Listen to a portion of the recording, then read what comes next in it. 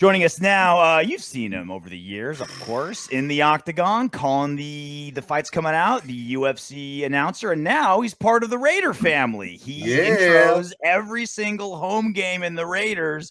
Bruce Buffer, the Buff Man on the Autumn Windbags. How you doing, Bruce? Yeah, I'm doing great, guys. RJ, long time we've known each other. Great to see you. Juan, we've been around the block a couple times. Great to see you too, my friend. Yeah, man.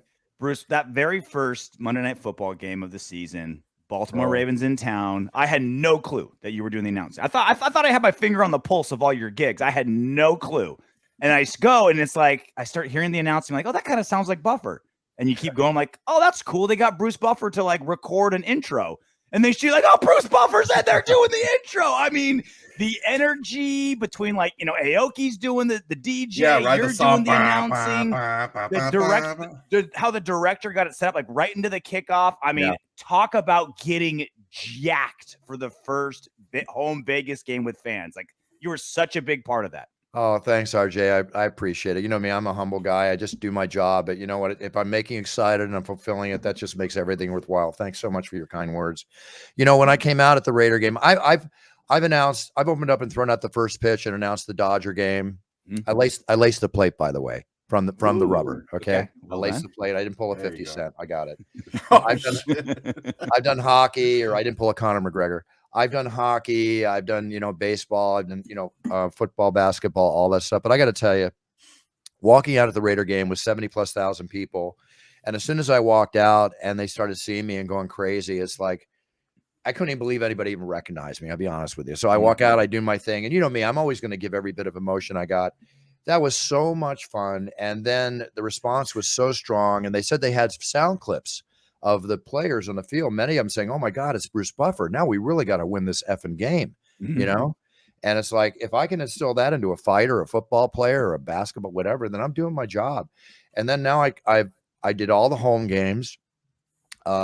The best one I did was the last one, which was an amazing game. Oh my God, they were going wild. Yeah. Oh my God. The games this year have just been unbelievable. The Kansas City game last weekend was the greatest game I think I've ever seen. But it's such an honor being with the Raiders. And then when the fact they made the playoffs, teams are very superstitious, right? So if they didn't make the playoffs, I might not have been called back for next year. But I've gotten the word that I'm on the team. Nice. The NFL contacted me after that very first game. And their key entertainment people were at the game. And they talked to me, and I'll make the announcement now. I kind of got to keep it a secret, but I don't mind saying it. But I'm going to be announcing the Pro Bowl. Hey, awesome. Yeah. Bruce brings the heat. I'm bringing the heat. And wait till you see the production they have for the opening of the Pro Bowl with me. It's awesome. But you know where I really want to be? The Super Bowl. The Soupy, right? And it's in LA. It's in LA where you live, right? I know. I don't want to say anything before it happens. Let me just say there's a sliver of a chance. Okay. But let me tell you that you will see me. I'm going to predict that I will be out at the Super Bowl in the next 2 or 3 seasons. Damn. Beautiful. I've had the Super Bowl commercial, but I haven't been on the Super Bowl, right? But here's what I would love to do. I would love my brother and I to do it together. Yeah. Right? Like dueling? Like one team, one game, boom, boom, boom, dueling. Wow, that'd be great. Well, I mean, not dueling. I'm going to blow him out of the water. No, don't kid. Shots fired early. Match my passion, Michael. No, just kidding. No, it's all good. He's the greatest of all time. Like somebody said, Michael's like a fine bottle of Bordeaux, and I'm like a shot of Puncher's Chance. Puncher's Chance. There it is. Fine, Bruce Buffer bourbon. Hey, what time is it? 4:40, right? Yeah. I just came out with my 12-year version, right? We call it the Distance. Can you see that? I get it. Get it? I get it. Little play on words there. We only had 2,000 cases, which we sold out in 3 weeks. We've won 6 gold medals, 3 for taste, 3 for design of the bottle. And the Bourbon Spectator called us the finest sipping bourbon amongst 4 others at the $30 range in America today. So we're now considered one of the fastest selling, but we are the highest rated craft distilled bourbon in America. I am so proud of this, guys. Wow. Nice. So if I may, that's awesome. Right now, it's 4:40. It's go time. I'm toasting the boys. That's the best part about that Puncher's Chance bourbon is you don't have to wait till 5 o'clock. You can drink it whenever. Puncher's Chance. So there's for your viewers. You can get it Go to Beautiful. puncherchance.com, order it, whatever. It's in Vegas, in California, Costco, Bevmo, Safeway, Albertson, you name it. It's cranking. I'm just going to show Conor McGregor how to do it the proper way. Okay. There we go. Get in the Windbags. Nice. Little taste. But kudos to yeah. Conor and his company. They did a great job.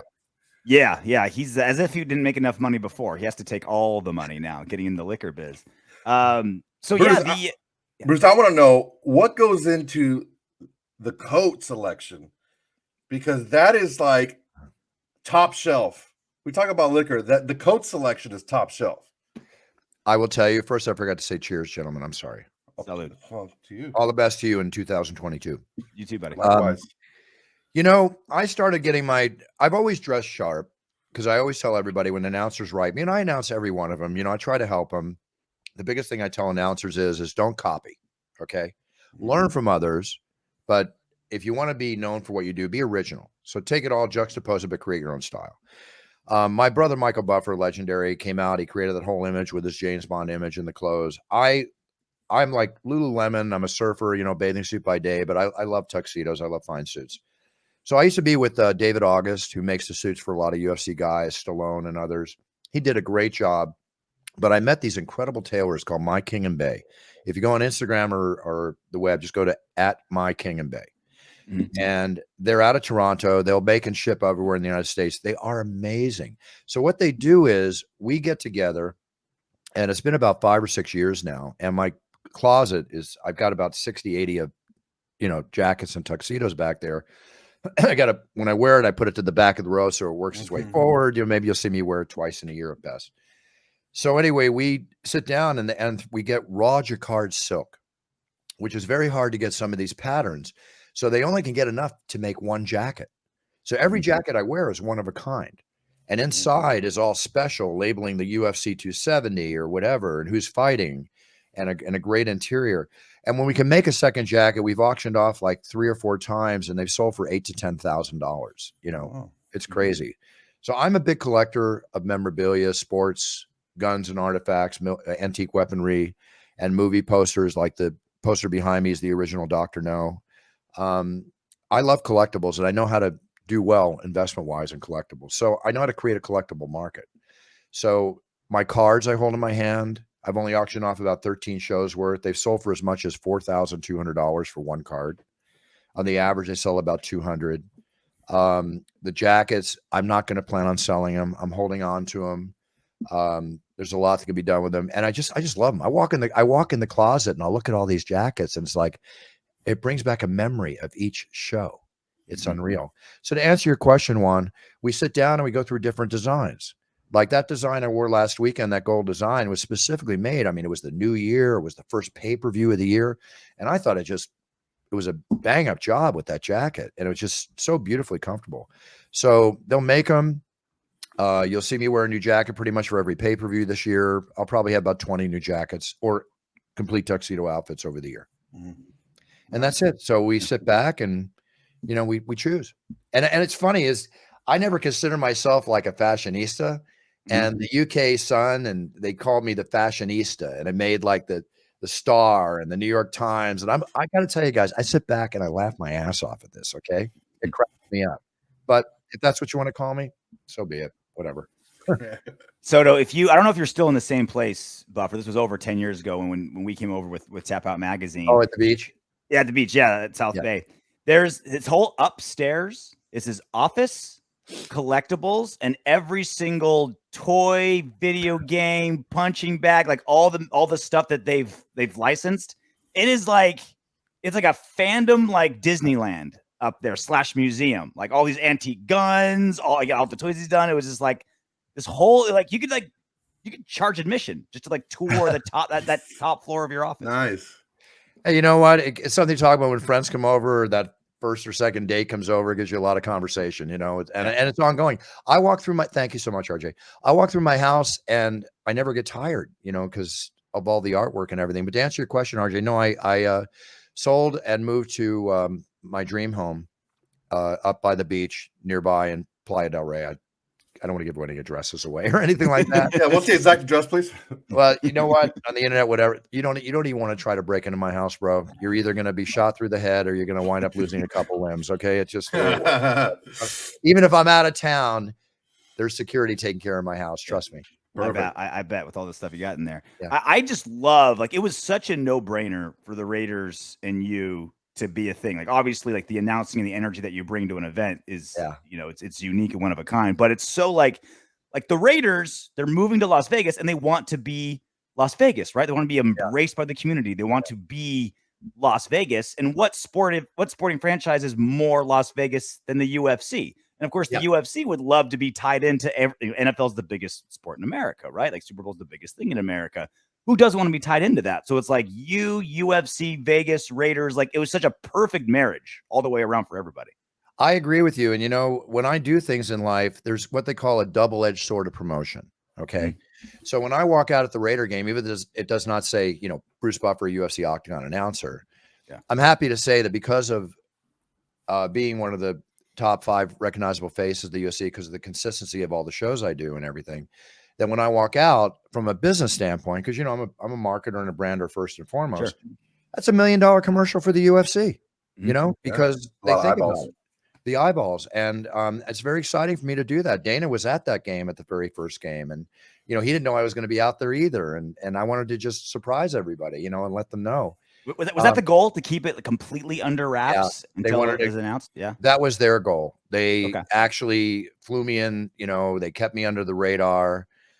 When they walked me up there, you know, when I had to go through the audience a little bit, you know, people were hemming and hawing, you know, what's going to happen. And then it all just blew up. They wanted to keep it secret. I couldn't say anything about it. And they're so cool. Great organization to work with. And also, before the season started, that was the highest, most sought after ticket in the NFL. Yeah. Right. Not that it's not, still is. And Allegiant Stadium is incredible. I like it better than I like SoFi. You know, SoFi is incredible too. Don't get me wrong. Except for the parking in and out. It's an absolute. Oh, I heard it's a nightmare. It's horrific. Not Allegiant, you know, the way it all works there. And then they go in there in the car, you know, early, a couple hours before the game, and you see the tailgaters. And come on, is there any more serious tailgaters than the Raider fans? No. It's crazy, right? But just to be behind the scenes, and I'm a kid in a candy store. It's just so much fun. You know, I'll always be the first one to cash the paycheck on a Monday at the bank, but I'm not always about the money. Of course I am, but I'm not. You know, that kind of experience is priceless. It's priceless. So I hold it close to my heart. And I'm from Philadelphia. Obviously, I'm an Eagles fan forever, but you know, I was rooting for the Raiders like crazy. Especially after all the stuff they went through this year. It's kind of hard to root against them, you know? You know, people wondered, and people said, you know, if we move the team to Vegas, is it going to have effect on some of the players? Jesus. Maybe it did, but let's just say when you're racing down Rainbow Boulevard, you know, at 160 miles an hour, you're a friggin' idiot. I'm sorry. It's horrific what happened. That's what we said. That's what we said on our show. Yeah. And your Raider, I'm sorry. It's just wrong. It's wrong.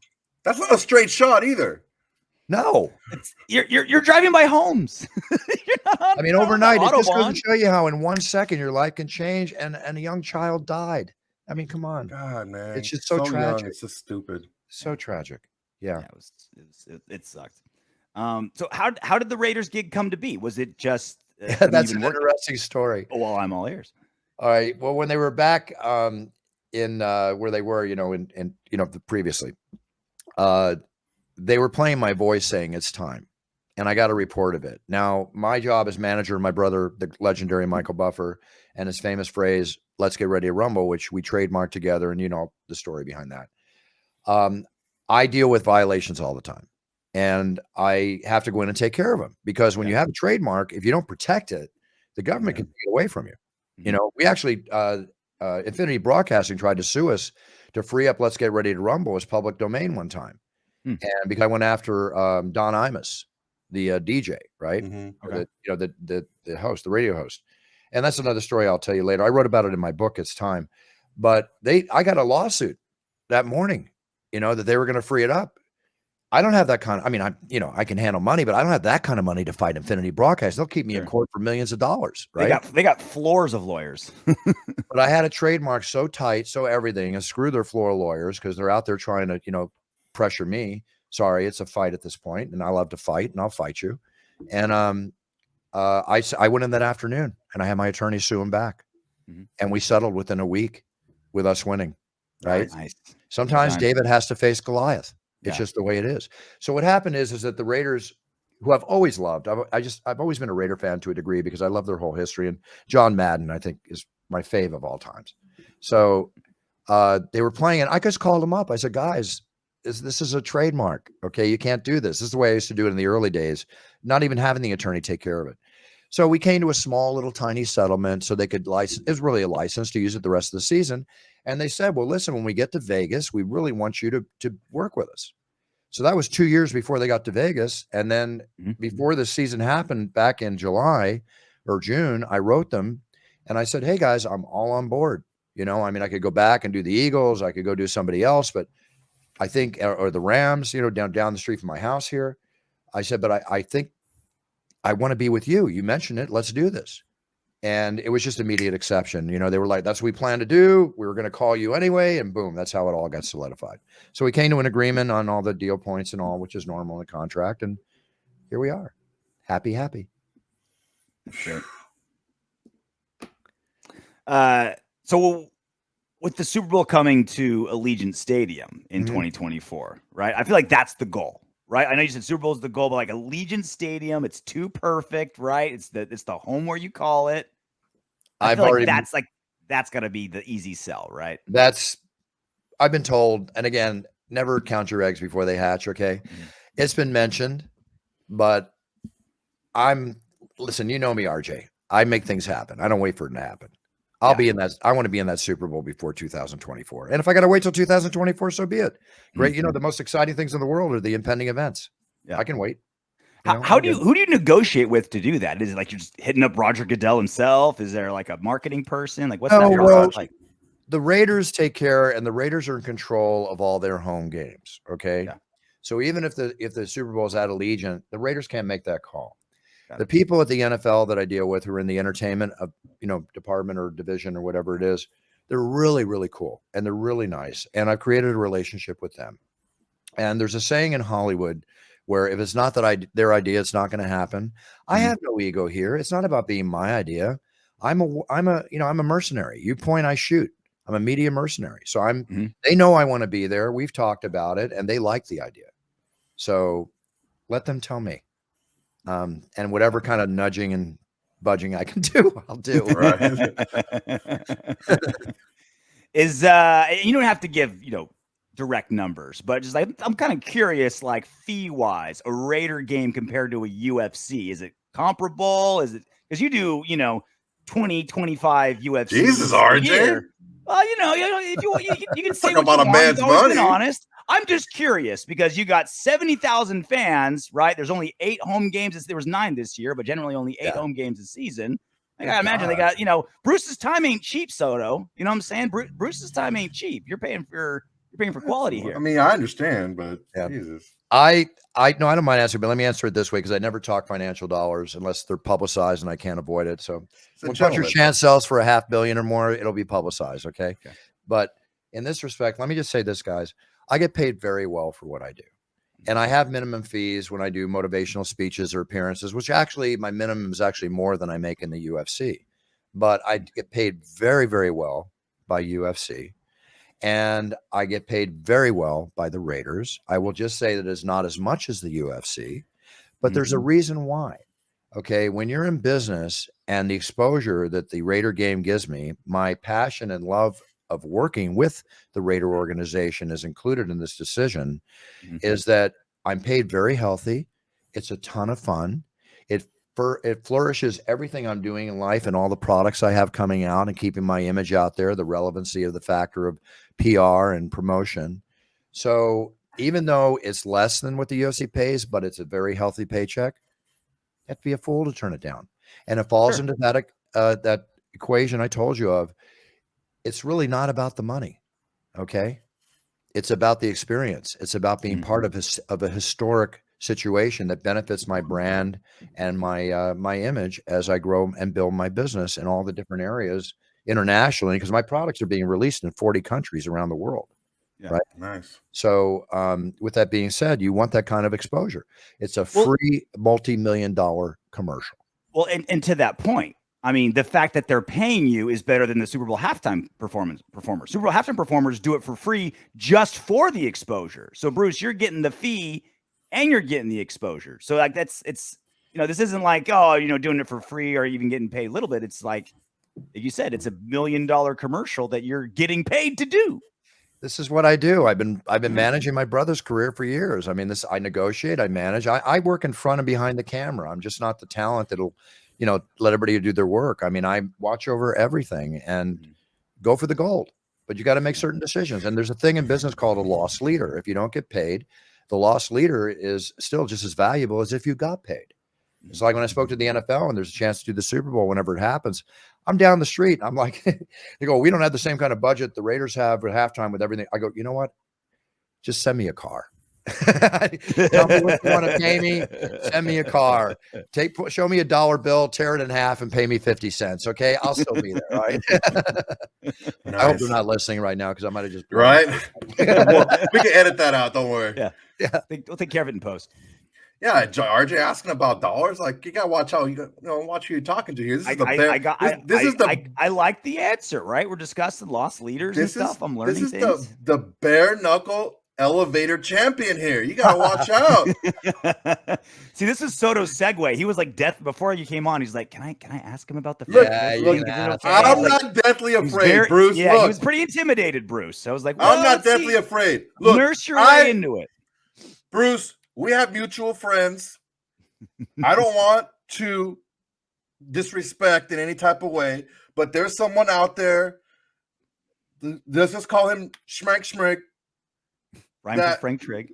There's someone who, let's say, if you were to announce a fight that he may or may not be reffing in, may not want to look you in the eye, that there was an issue in an elevator. And I was like, I wouldn't want to ask you that question about money just in case we're ever in an elevator, because you are the heavyweight bare knuckle elevator champion. That's all I got to say.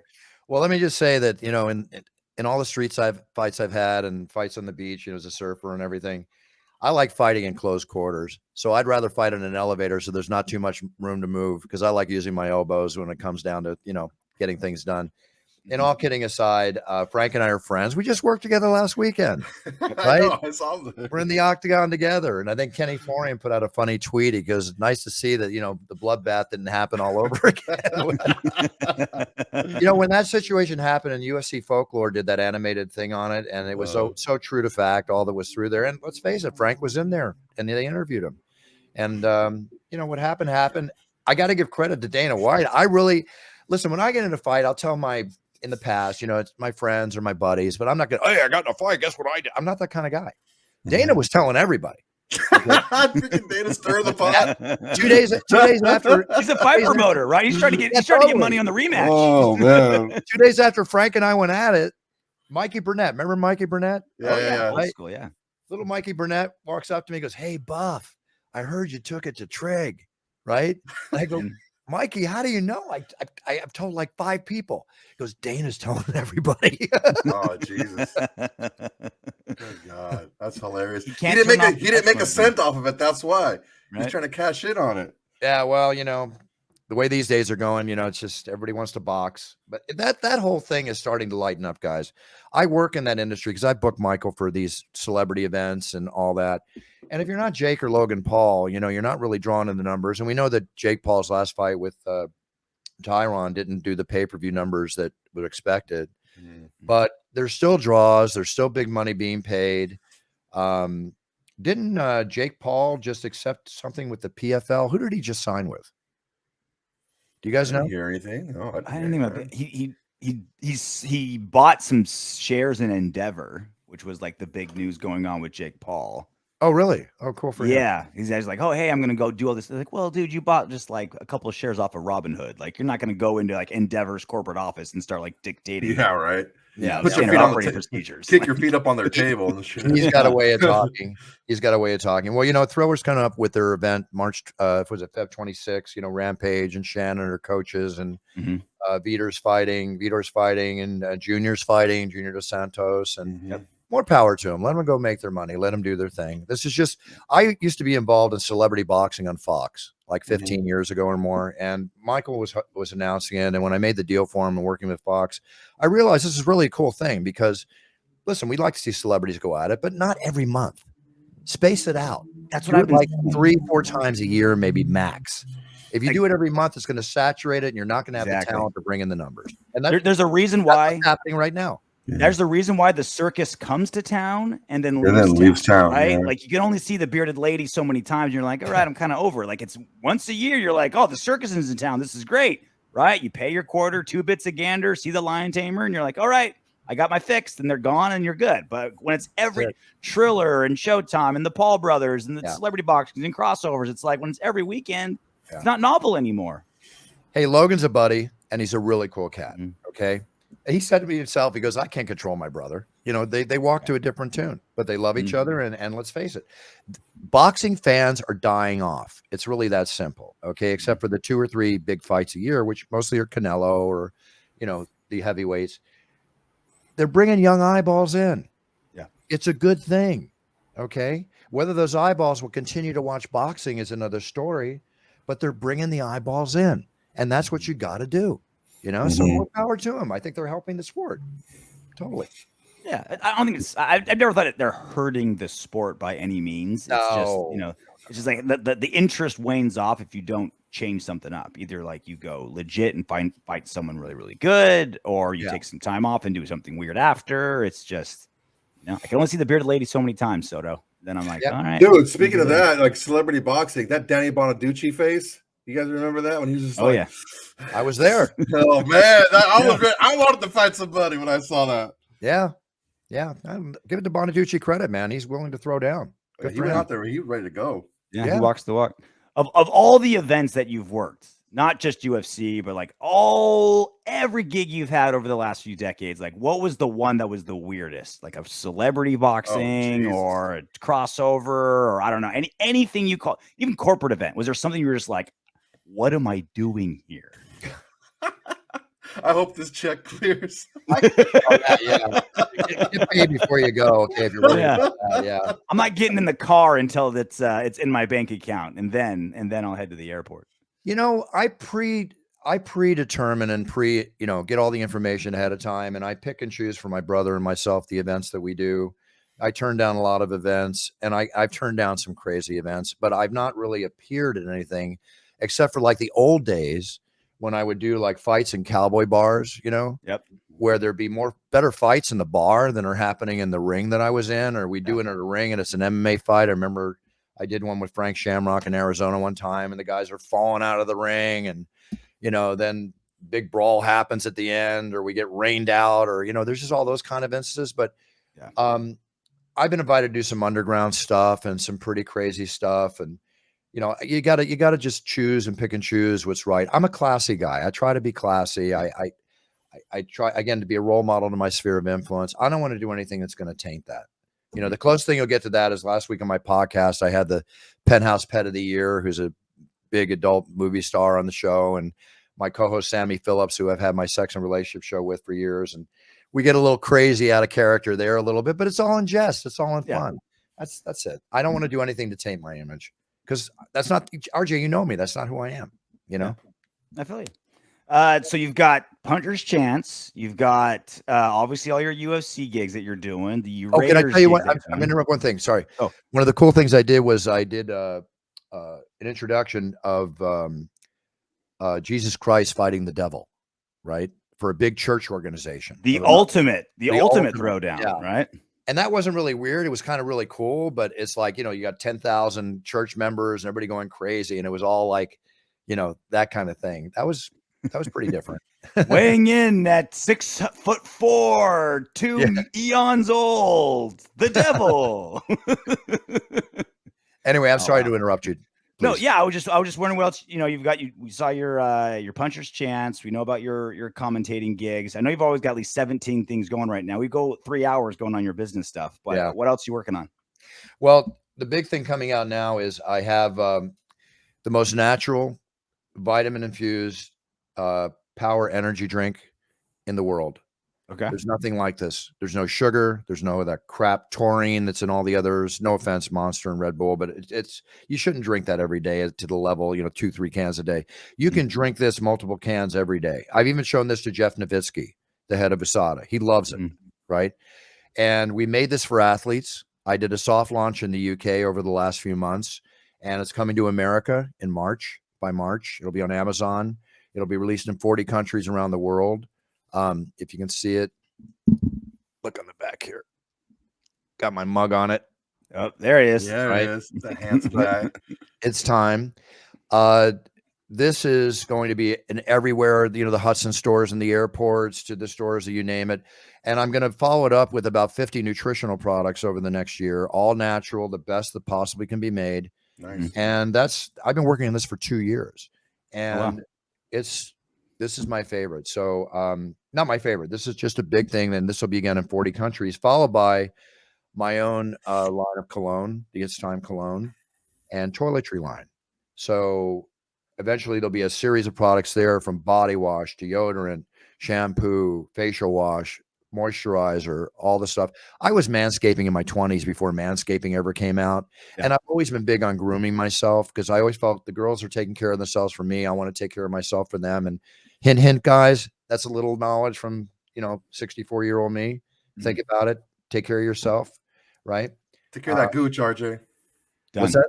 Yeah. No. Take care of that gooch, RJ. You got to take care of that, that taint. So anyway, you'll be able to wake up and shampoo and wash with It's Time this and It's Time that, and you need a little energy during the day, little It's Time that. You need a little drink during the night, little puncher's chance that, and then you go to millions.co and you talk to all your athletes and you can buy merchandise. So these are all the projects that I'm working on now. I don't mean to throw it out so quickly, but if you follow me on Instagram, Bruce Buffer UFC, you'll hear all the announcements made. Well, there it is. Soto, you can take a shower with Bruce in the morning. You can wake up with Bruce with the energy drink, get drunk with Bruce at night, and watch you on TV announcing fights. Announcing fights. Never ending. Fights, Raider games. Man, that's like the perfect friend right there.